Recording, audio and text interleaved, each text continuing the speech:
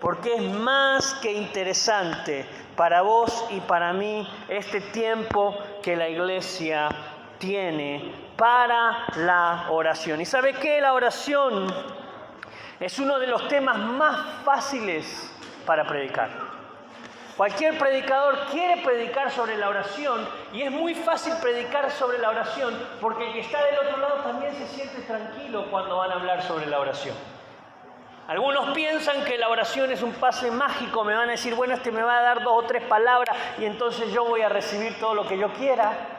Quizá el pastor ahora me oriente un poco y con 2 o 3 claves yo pueda recibir lo que quiera. Y sin duda es un tema fácil de predicar, no así de repente es un tema para predicar la fornicación, la pornografía, el cuidado de tu familia, el que respetes a tu mujer o que respetes a tu marido. Y sin embargo esas cosas nos ponen incómodos, aunque también son temas recurrentes y ojalá haya meses enteros donde podamos hablar de ese tipo de cosas también.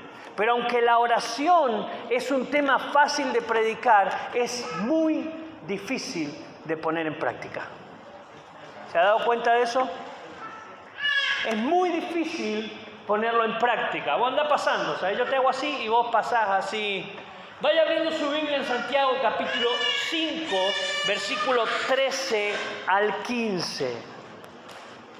Aunque yo esté muy cómodo predicando sobre esto y usted esté muy cómodo sentado escuchando, creo yo que la incomodidad va a ser cuando el Espíritu Santo a partir de hoy en adelante y esta semana le diga, hey, tenés que pasar tiempo de comunión conmigo en la oración.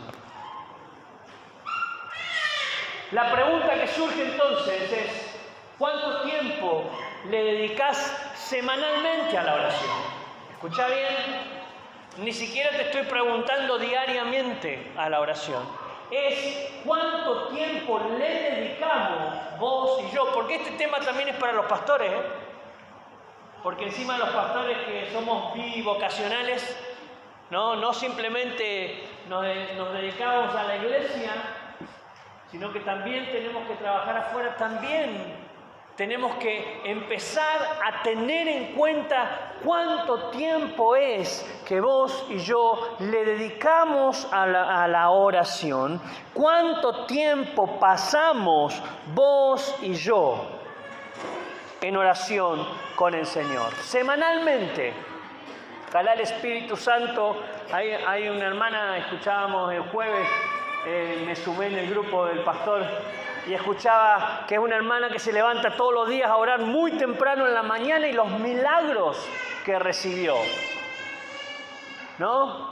Aquel que se levanta a la oración, Dios le bendiga y empieza a orar ahora para que toda la iglesia viva en ese tiempo de oración. Pero debemos empezar a tener en cuenta, si queremos ser una iglesia que viva de gloria en gloria, de victoria en victoria, es cuánto tiempo le pasamos con el Señor.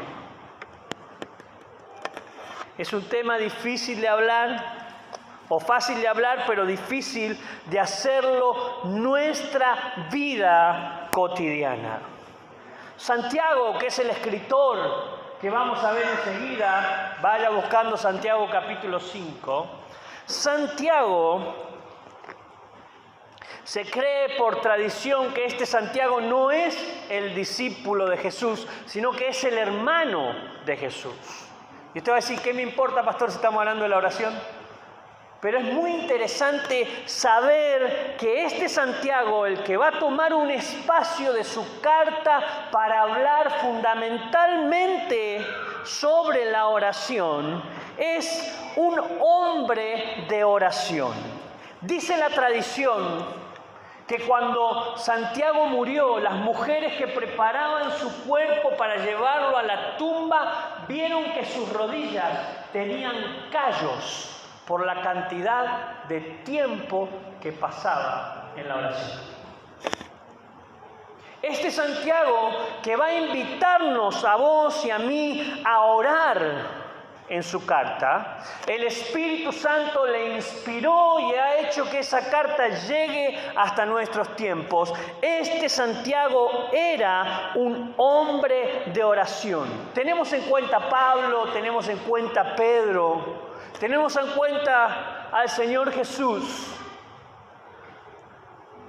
pero muy poco tenemos en cuenta un hombre como Santiago, que Santiago tuvo un gran protagonismo en la iglesia naciente. Por eso se le llamó, no era Santiago el apóstol, sino que era Santiago el justo, y tuvo un protagonismo interesantísimo en la vida de la iglesia. Este Santiago, que era un hombre de oración, no simplemente pasó a ser uno más del montón, sino que tenía un protagonismo súper interesante en la vida de la iglesia. Una vez resucitado el Señor Jesús, se le apareció solamente a Él para hablar exclusivamente con Él. Después usted, el que esté anotando, si no, mándeselo por WhatsApp a usted mismo. Después si le llega a su marido 1 Corintios 15:5, después le explica por qué. Revise en su casa y va a ver que el Señor se le aparece a Jacobo o a Santiago, que es la misma persona. No, el Señor Jesús, después de resucitado, va a Santiago para hablar algunas cosas con él. Después léalo ahí. Qué interesante, ¿no? Ver que el mismo Señor Jesús busca a un hombre como Santiago. La segunda cosa que nos marca que él era un hombre de oración es el quien propone las llamadas cláusulas de Santiago para facilitar la convivencia entre los judíos, los cristianos y los paganos. Y no es poca cosa, porque estas cláusulas que Santiago trae a la vida de la iglesia y dice de esta manera debemos comportarnos los unos para con los otros, aún Pedro y Pablo la tenían en cuenta.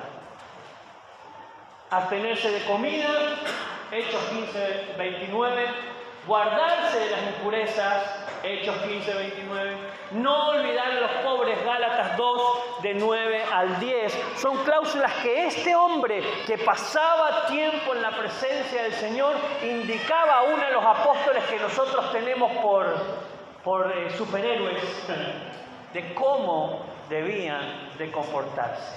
¿Y saben por qué tenía protagonismo?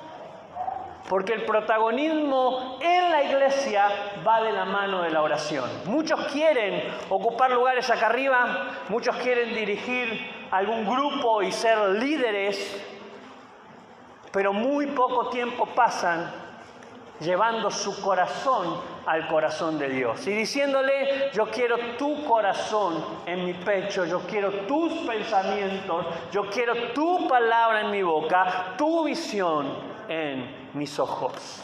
El protagonismo en la iglesia debe ir de la mano de la oración, porque si no es así, si estás dirigiendo algún grupo, si estás coordinando a jóvenes, si estás coordinando a las mujeres, si estás coordinando a la iglesia, si querés traer a tu familia a la presencia de Dios, es necesario de que empieces a tomar tiempo para la oración.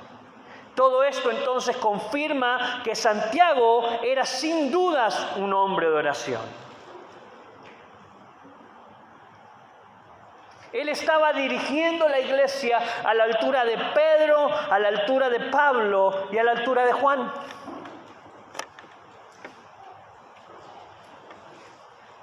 Vamos. Ahí está. No, en el anterior, perdón. Parece ser que Santiago o Jacobo, que Pablo cita en Gálatas capítulo 2:9, era una de las 3 columnas de la iglesia. Un hombre de oración que tomó tiempo en su carta y no dejó pasar de ninguna manera la necesidad que la iglesia debe tener para orar. Ahora sí, leamos entonces, si usted tiene ahí en su Biblia, Santiago capítulo 5, versículo 13 en adelante. Y dice: ¿está alguno entre vosotros afligido? Haga oración. ¿Está alguno alegre? Cante alabanza. ¿Está alguno enfermo entre vosotros?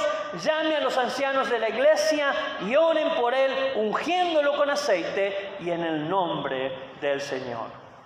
Y dice el versículo 15, y la oración de fe salvará al enfermo y el Señor lo levantará, y si hubiere cometido pecado, le serán perdonados. Yo cuando leo el versículo 15, digo, hay en el versículo 15 oración, fe, salvación, sanidad y perdón de pecados. ¡Fua! Solo en un versículo. Podríamos hacer toda una serie con este versículo nada más. La teología que Santiago trae a la iglesia empieza con la oración de fe. No era oración vacía, no era una oración como la que hacemos muchas veces al mediodía por compromiso, decimos gracias Señor por el puchero, amén. No era la oración de, che, vamos a orar por el hermano, voy a estar orando por vos, ¿no? Y nos damos vuelta y no acordamos ni el nombre del hermano, ni la situación, ni lo que estaba pasando. Y dice Santiago, la oración de fe salvará al enfermo. Pero no vamos a dedicarnos a este pasaje hoy. Versículo 16, confesaos vuestras ofensas unos a otros y orad unos por otros para que seáis sanados. La oración eficaz del justo puede mucho. Elías era hombre sujeto a pasiones semejantes a las nuestras y oró fervientemente para que no lloviese, y no llovió en la tierra por 3 años y 6 meses. Y otra vez oró, y el cielo dio lluvia y la tierra produjo su fruto. Hay algunas cosas interesantes que quiero que veamos, y el punto 1 es, se busca protagonistas como Santiago. Vamos a poner un clasificado en la iglesia este mes que vamos a hablar sobre la oración. Y se está buscando aquel hombre o aquella mujer que quieran ser protagonistas de lo nuevo que Dios quiere hacer, no simplemente en Las Heras, sino en Mendoza, en Argentina y hasta lo último de la tierra. Ay, ay, ay. Decirle que está al lado tuyo, me está hablando a mí el Señor. Decíselo, por favor. Me está hablando a mí el Señor. Me está llamando a mí el Señor. No está llamando a otro. Te está llamando a vos el Señor. Se busca protagonista en la iglesia. La iglesia necesita protagonizar en este tiempo de crisis, pero con una palabra de Dios y con una visión de Dios. Por lo tanto, es necesario, punto número 1, es necesario orar. Hola. Gracias por los que dijeron amén. Es necesario orar. Es urgente entrar en nuestros tiempos de oración. No simplemente el domingo cuando vengo a la iglesia, es necesario orar diciéndole al Señor, Señor, yo quiero ser protagonista de tu mover, de tu nuevo mover, de lo que está por delante. Dejando todas las cosas por detrás, prosigo a la meta que es hacer, decía Pablo, lo que Cristo quiere que yo haga. Carta a los Filipenses. Amada iglesia, es tiempo de orar al Señor. Tanto Santiago como tantos otros en la palabra de Dios nos llaman a la oración, porque sin oración es imposible conocer el corazón de Dios. La oración nos centra en una relación con este Señor de la iglesia. ¿Cómo puedo conocer a alguien si no he hablado con ese alguien?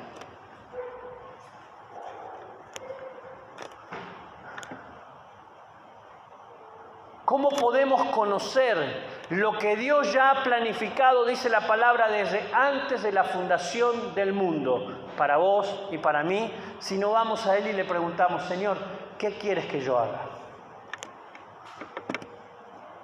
No hagamos como el joven rico que le dijo, vende todo y vení. Dijo, no es para tanto, Señor. Pero anda sin miedo al Señor, con tus palabras, pero es necesario orar. Porque Él tiene planes que son mejores que tus planes. Lleva tus planes al Señor. Sus pensamientos son mejores que los tuyos. Por más agrandado que estés, que te esté yendo bien en algunas cosas, sus pensamientos son mejores que los nuestros. Es necesario orar. ¿Por quién es necesario orar? Unos por otros.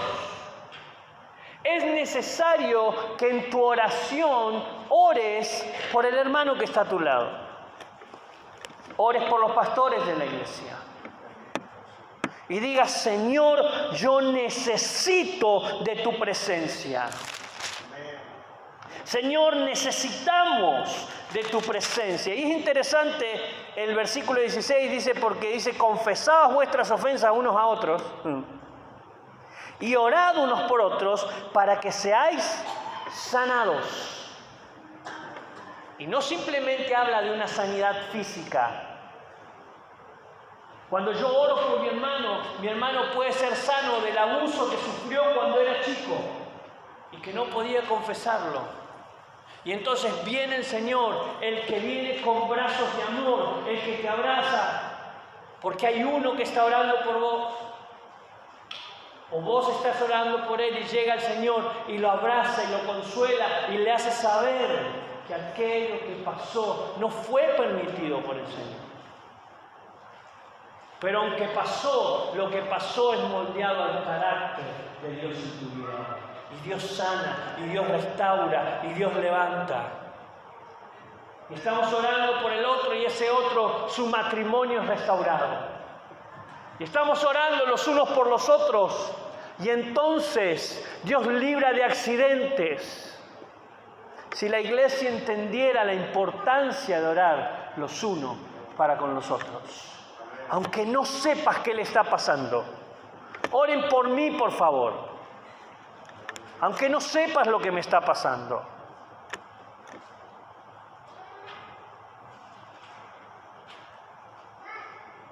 Porque dice la palabra, dice Santiago en su palabra, en la palabra del Señor, que Él cuida, sana, restaura y liberta cuando oramos los unos para con los otros. Decirle que está al lado tuyo, ora por mí. Decíselo, por favor. Aguantátela después. Y también ora por vos. Y aunque Santiago lo pone en la primera parte de su escrito, en el capítulo 1, en el versículo 5, hace como una breve introducción y ahí también toca el tema de la oración para que después sepamos todo lo que va a desarrollar. No simplemente ores por vos. Fíjate cómo está tu oración en ese tiempo. Señor, bendecime. Señor, dame. Señor, renovame. Señor, llevame. Señor, levantame. Señor, notame. Señor, dame. Pero aunque sí es necesario de hacer esto, no dejes de hacer lo otro. Empezá a orar por tus hermanos. Y si no sabes el nombre, Señor, oro por el pelado de barba.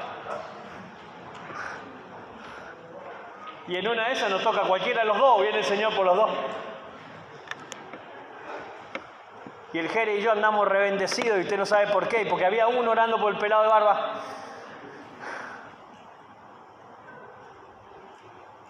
No importa si sabes su nombre o no, es necesario orar los unos para con los otros. ¿Cuándo? En todo tiempo. En las cuestiones normales de la vida.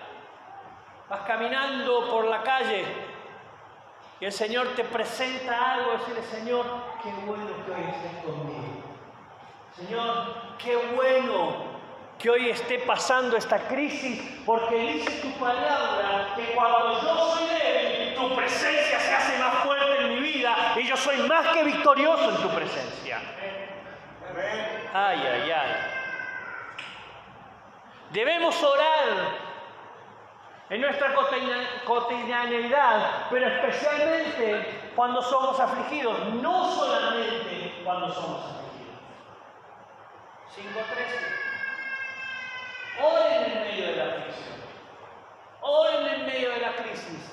Oren en medio de la paz, el descanso y la victoria que están teniendo. Porque una iglesia que ora es una iglesia bendecida, porque la presencia de Dios se mueve en medio de ella.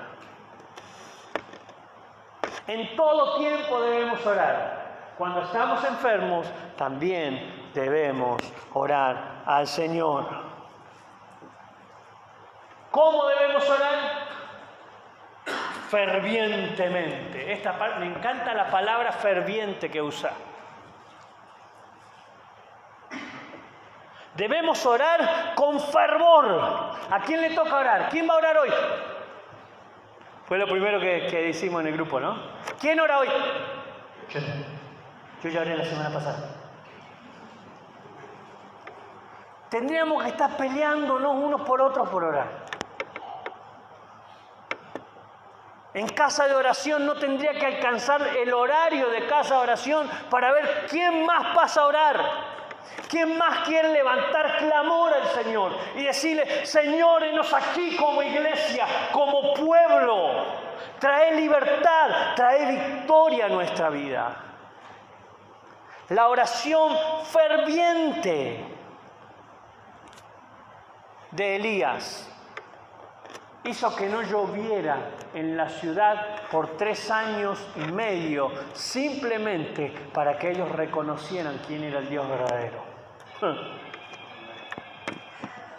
Yo no sé cuál es la lluvia que tiene que frenar hoy para que vos te des cuenta que Él es el Señor.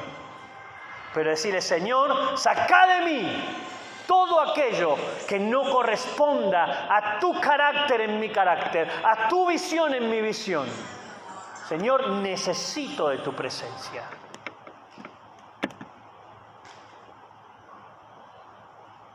La oración ferviente, la oración dinámica y la oración eficaz es lo que la iglesia necesita.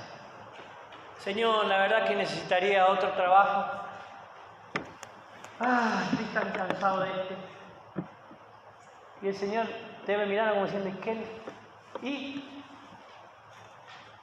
Señor,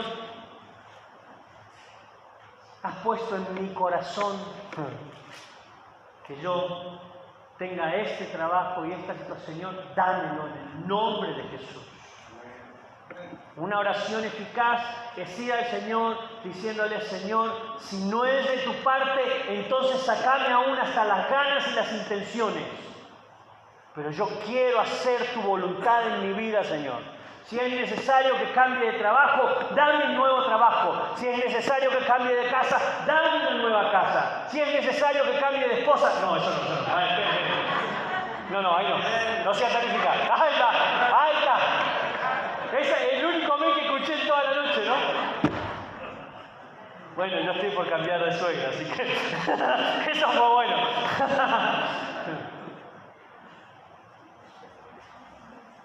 Pero la oración eficaz es decirle al Señor con mucha eficacia, porque en sus pensamientos y en su boca la iglesia que ora tiene el corazón de Dios.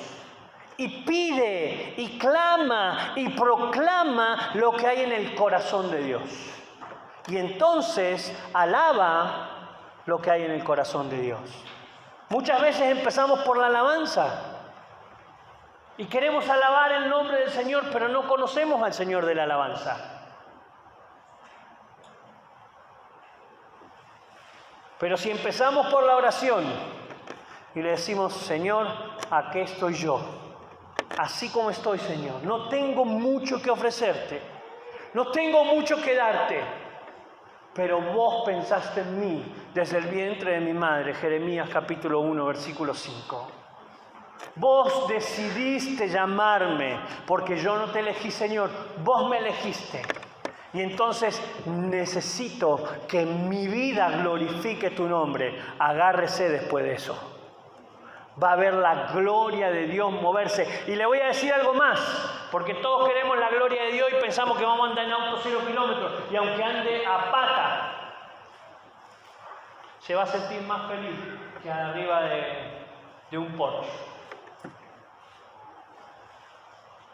porque va a estar en medio de la gracia y la voluntad de Dios. Dice el libro de Hechos que los discípulos eran azotados, metidos presos y salían gozosos de haber padecido un poco de lo que el Señor Jesús había padecido.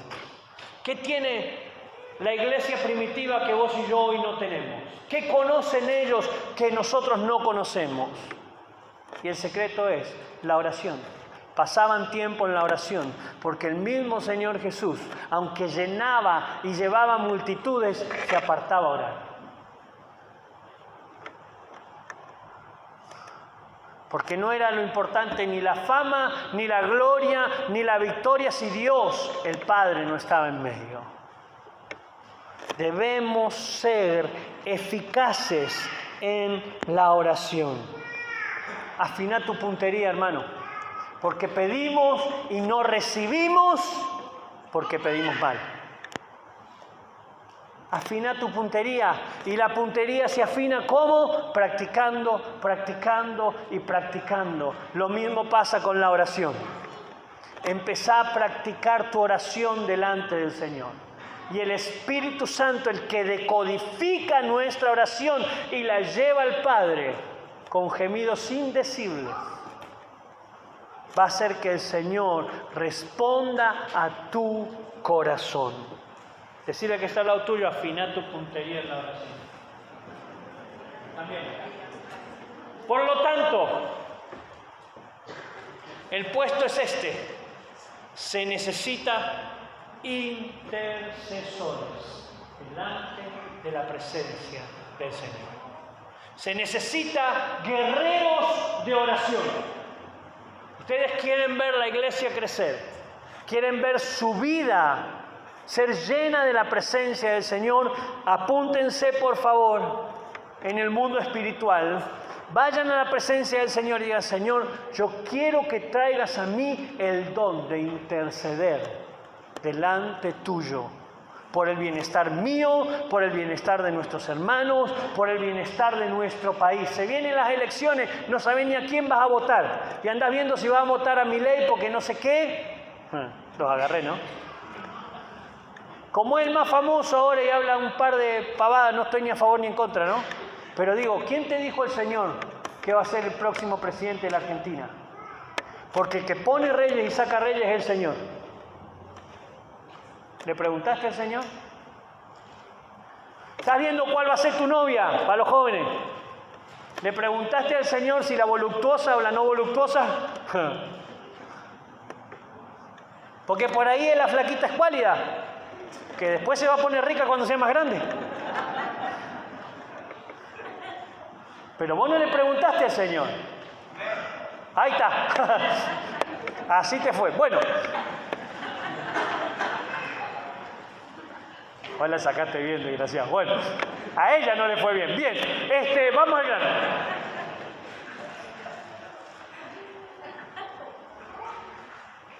Si vas a comprar ese auto nuevo o no, si te va a comprar la bici o no, después no sabes ni cómo pagarla. En las decisiones diarias se necesita intercesores que cuando le pidan al Señor, pidan lo que el Señor ya les tiene preparados como iglesia. Y lo que se va a vivir va a ser gigante en la presencia del Señor. Te invito a que vayas a Isaías, capítulo 59, del 1 al 16. Pero escucha bien, del 1 al 16 lo vas a leer vos en tu casa. Yo solo voy a leer el versículo 1 y el versículo 16, porque si no me echan, no me invitan nunca más a predicar. Termino a las 2 de la mañana.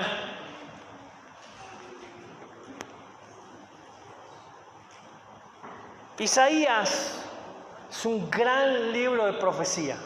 Se divide en dos partes. La mitad del libro, la primera mitad del libro es sobre lo que le está pasando a Israel, sobre las maldiciones que Israel tiene. La mitad del libro en adelante es cuando viene el Señor y actúa sobre ese pueblo.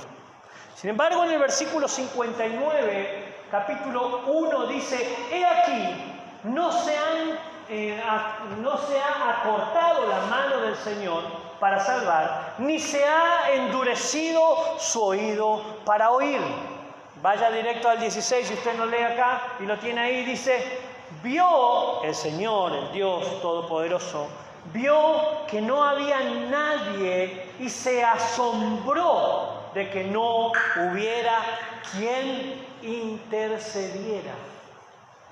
Y entonces su brazo le trajo salvación, su justicia le sostuvo. El mismo Dios se hizo hombre en la figura de Jesús y tuvo que traer salvación porque en ese tiempo no hubo un justo sobre la tierra. No hubo uno sobre la tierra. Dice James Smith, un teólogo que yo tengo sus libros y un montón de comentarios de él, dice en uno de sus comentarios, el lenguaje en este pasaje, aunque es humano, el sentimiento expresado es misteriosamente divino. Hablando a la manera de los hombres, Dios, el Padre, se asombra de que no hubiese intercesor, como si Dios no supiera lo que estaba pasando. No es que Dios se asombra porque descubre definitivamente que no hay nadie que interceda y se levantó una mañana y dice, ¡ay, mira, no hay nadie que interceda! Vamos a ir, lo vamos a mandar a Jesús que muera por esto. No.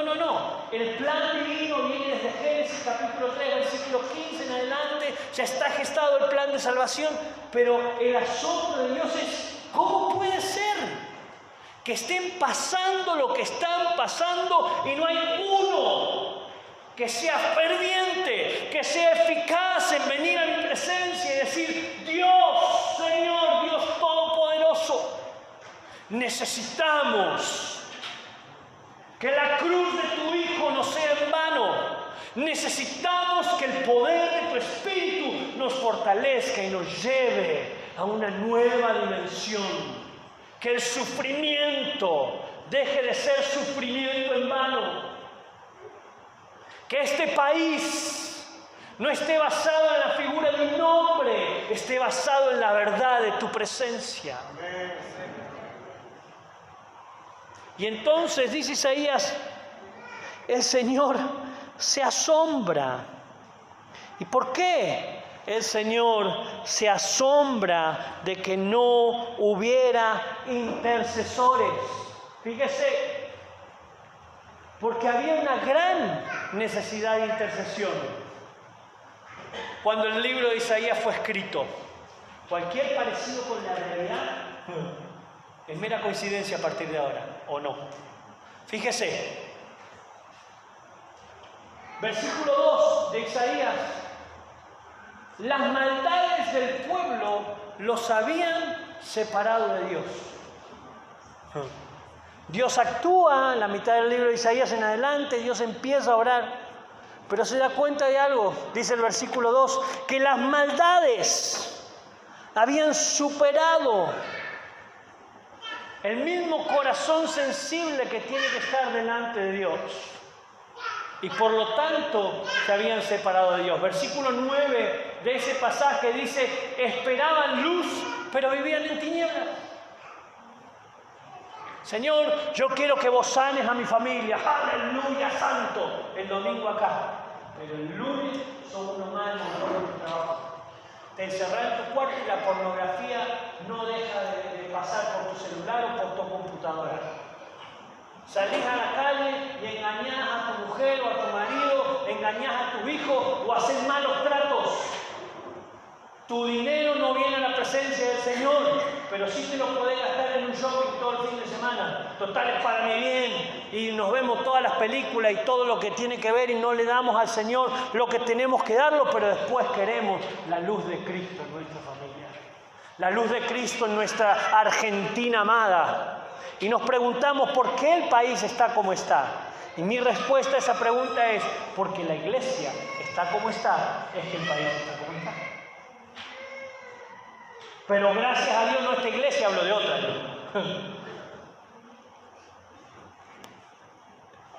Querían luz, pero su vida era tinieblas. Versículo 10, iban a ciegas, dice el versículo 10, como tanteando la pared. A ver, ¿dónde estará el Señor este? ¿Dónde estará el Señor este? ¿Alguna vez llegó a su casa y no encuentra la perilla de la luz? ¿O va a entrar a la pieza, ¿vio? Tiene que andar tanteando y tiene miedo de chocarse con algo. Esa es la descripción que el mismo Dios trae sobre un pueblo que está alejado de Dios, que no quiere nada con Él. Y Oseas capítulo 4, versículo 6 dice, el pueblo se murió porque le faltó conocimiento de Dios. Un pueblo que anda a ciegas, un pueblo que anda en tinieblas, es un pueblo muerto. Aunque cante, sante, baile, vamos a llegar a su presencia y el Señor va a decir, no te conocí. Me voy a apurar porque si no, no termino. ¿Voy bien, pastor Cornelio? ¿Sí? Versículo 12. Dice, su testimonio, escuchen bien, el testimonio del pueblo. Hoy empezamos cantando una canción que decía algo del testimonio, ¿no? Yo cuando la escuché dije, mira, va con el mensaje. Pero dice, su testimonio no era la presencia de Dios en ellos, era su mismo pecado. Y yo me imagino que la gente lo miraba y decía, mirá, el domingo está en la iglesia, pero el lunes, papito, ¿no? Mirá, tanto que habla de Dios. Yo siempre pongo a Ricardo Arjona, que hoy lo escuché en una canción, acá no voy a decir, no voy a decir nada. Pero Ricardo Arjona dice, yo quiero que Jesús se me aparezca porque doña Carlota me pinchó 100 pelotas y me hablaba de Jesús. Y me decía que Jesús me amaba, pero ella me pinchaba todas las pelotas.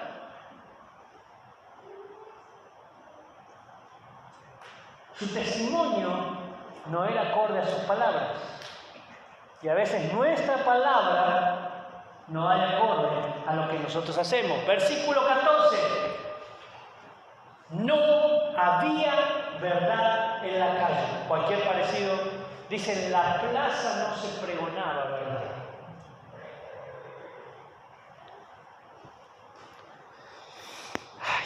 Ya termino, lo prometo.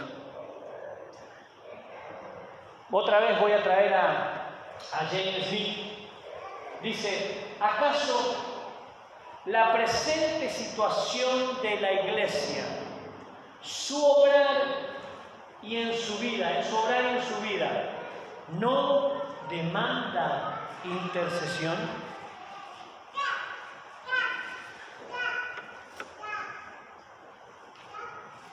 Y cuando leí esa pregunta en ese libro dije, ¿qué está pasando conmigo, Señor? Lo interesante de este Smith que yo estoy citando es que este libro lo escribió hace 50 años más o menos. El tipo ya se murió hace rato. Y la condición de la iglesia no dista mucho, no hay mucha distancia en la condición de las iglesias hoy.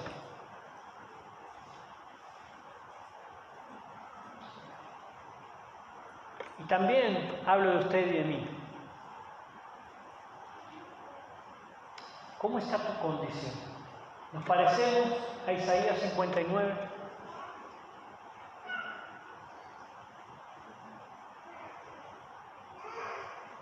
El que esté firme, mire que no caiga, así que también viene esta pregunta para vos. Nuestro corazón está lleno de la presencia del Señor.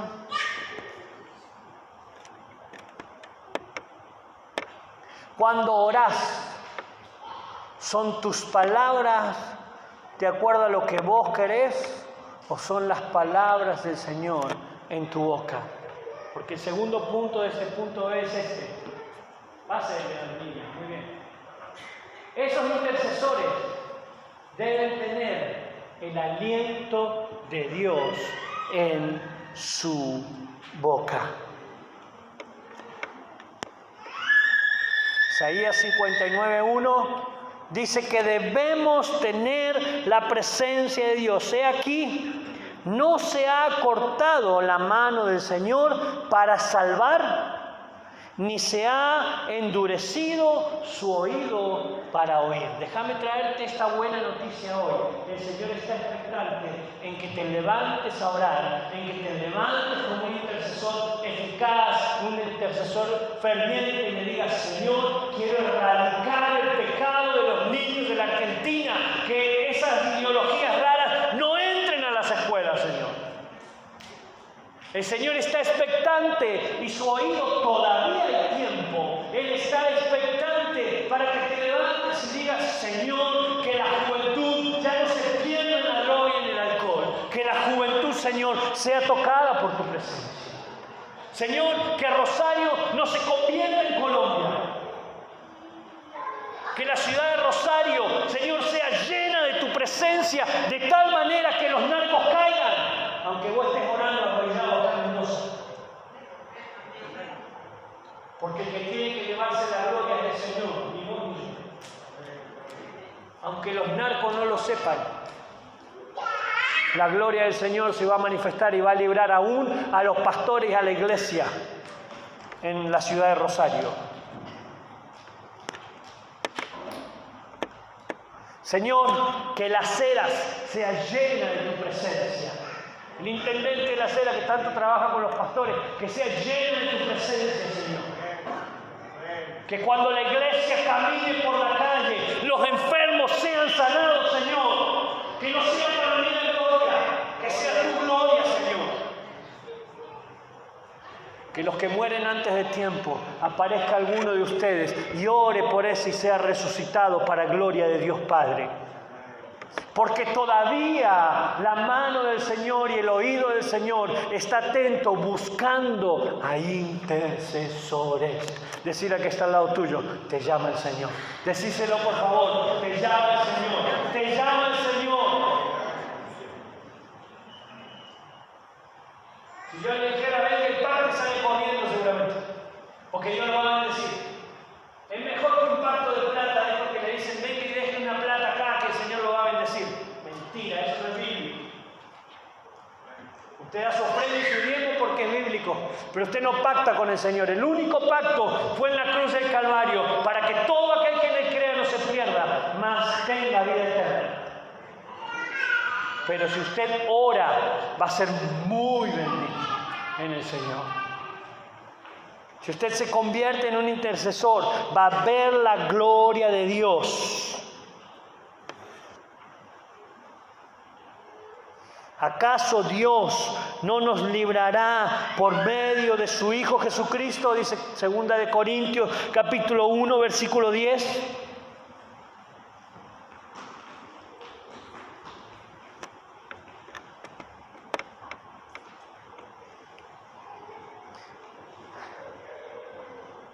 El cual nos libró de tan grande peligro de muerte y nos librará, y en quien hemos puesto nuestra esperanza de que Él aún nos ha de librar. Hebreos 7:25 dice: por lo cual Él también es poderoso para salvar para siempre a los que por medio de Él se acercan a Dios, puesto que vive perpetuamente para interceder por ellos.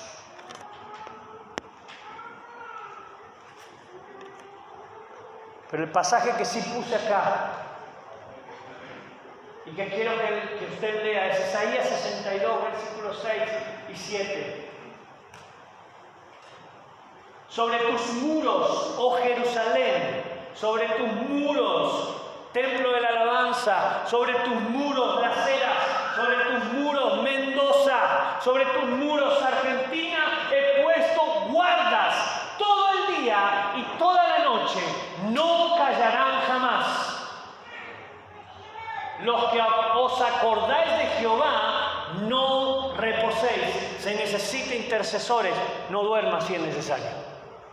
Pero Él te está llamando para ponerte como guerrero de oración, para que intercedas de día y de noche. Vos querés ver a tu ciudad, a tu país ser transformado, querés ver milagros, querés ver señales, querés ver a tu familia venir a la presencia del Señor, querés ver a tu marido convertido o a tu mujer, a tus hijos rodeados de la presencia del Señor. Es necesario que te pongas bajo los muros de la ciudad y digas: Señor, yo soy columna y estandarte, y a partir de hoy quiero ver tu gloria cuando mi vida proclame por tu presencia. Versículo 7: ni le deis tregua No pares. Que no pare. Ahí la saben, ¿no? Ahí se acuerdan. Que no pare, ¿no? La oración que no pare. No dejes de orar, no te canses de orar. Hasta que restablezca a Mendoza, a la Argentina y la ponga por alabanza en la tierra. Yo digo amén a eso. Yo digo gloria a Dios por eso. Yo quiero ver esa ciudad. Yo quiero ver esta nación llena de la presencia de Dios.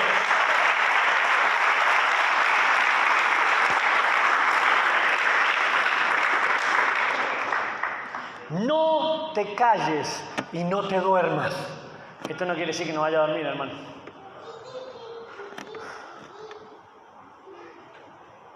Pero si es necesario estar 2 días sin dormir, no se preocupe, no le va a pasar nada. Las vigilias se terminaron, pero las vigilias de nuestra juventud, no, ya voy a cumplir 50, tía, ya puedo hablar de esa manera. Eran muy frecuentes en la vida de la iglesia y los hermanos venían a orar. Ahora no, hay que hacerle juego, actividades, darle una copita de vino para que no se...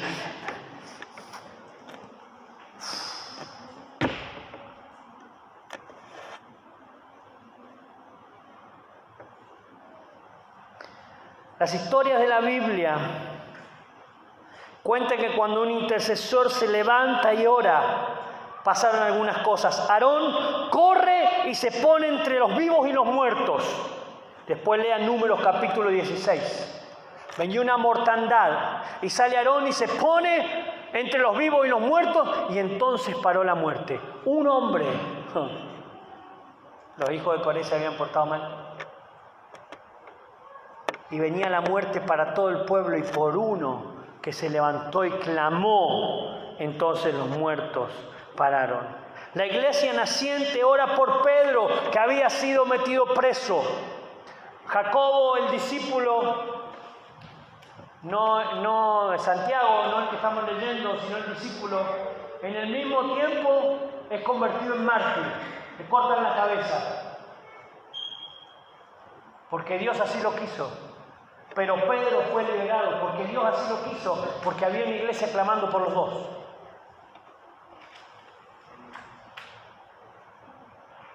Cuando la iglesia se para en la brecha y deja que Dios haga su voluntad, va a haber milagros obrar. Hechos capítulo 12, después búsquelo.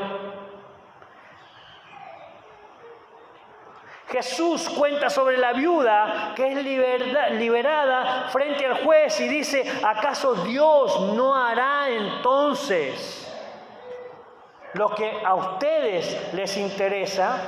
Lucas capítulo 18, versículo 1 al 8. ¿Qué estás esperando para orar? ¿Qué estás esperando para convertirte en una iglesia real? ¿Qué estás esperando para ser esa iglesia intercesora? Que esto no quede en el plan del pastor en este mes. Que este mes sea para darte herramientas sobre la oración, para incentivarte en la oración, pero que ese mes sea el mes donde te pongas en contacto con el Señor y le digas, yo voy a hacer un pacto contigo, Señor. Por el solo hecho de que me llamaste a mí, no llamaste a otro, yo hoy quiero entregar mi vida delante de tu presencia. Yo quiero levantarme como un intercesor. Ya no solamente quiero orar por mí, por lo que yo quiero. Yo ahora necesito de tu presencia. Necesito de tu palabra. Necesito de tu toque. Y seguramente hay mucho que orar por vos. Seguramente el Señor tiene que hacer mucho por vos. Seguramente el Señor quiere librarte de ese espíritu de muerte, de esa enfermedad, de esa situación difícil. Pero la palabra dice, buscar primero el reino de Dios y su justicia. Quiero cambiar tu oración primaria a esto, Señor. Quiero tu vida en mi vida. Y quiero tu visión en mis ojos.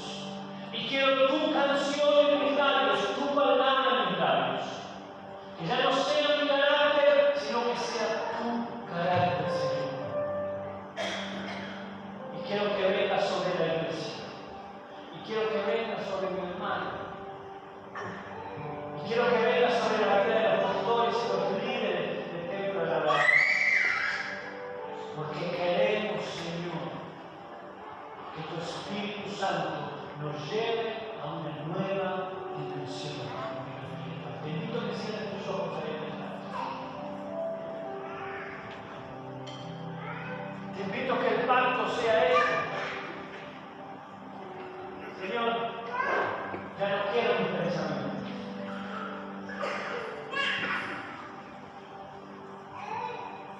Estás clamando por algo que el Señor no está respondiendo. No sé para quién es esto, pero...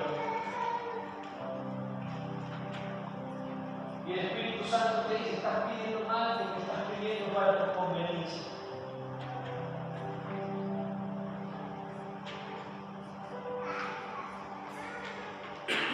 Estás pidiendo por algo que no está en mi corazón. Pero hoy quiero poner mi corazón en tu corazón. Decirle, Señor, yo quiero que vengas en mi vida. Quiero que tu presencia llene mi vida hoy, Señor.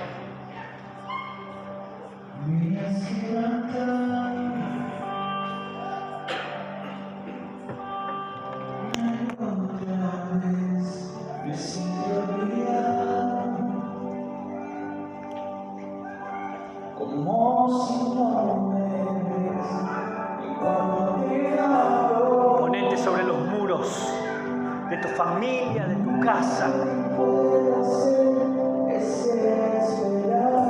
Y decirle, Señor, hoy quiero llamar a tu presencia.